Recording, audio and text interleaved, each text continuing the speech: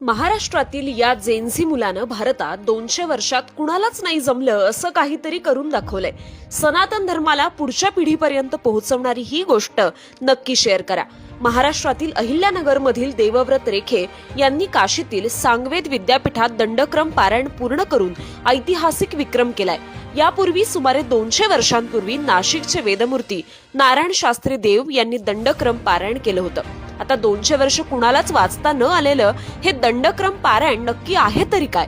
दंडक्रम पारायण हे वेद पारायणातील सर्वात कठीण प्रकारांपैकी एक आहे, ज्यामध्ये मंत्र हे सरळ, उलटे आणि पुन्हा उलट सरळ क्रमानं अचूकपणे उच्चारावे लागतात।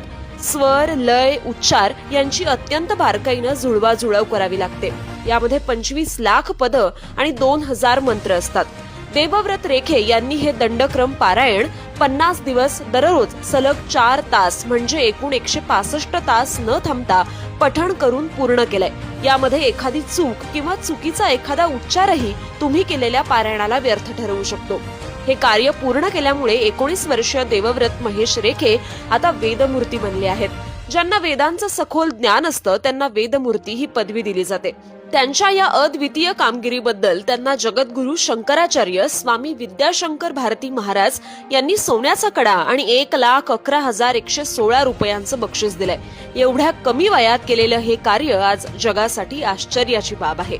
या कार्याबद्दल पंतप्रधान नरेंद्र मोदी यांनी ट्विट करत त्यांचं कौतुक केलंय।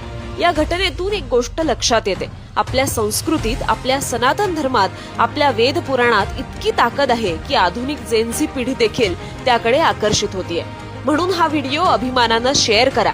वेदमूर्ती देवव्रत रेखे या महाराष्ट्रीय मुलाला व्हायरल करा आणि संवाद सेतूला फॉलो करा।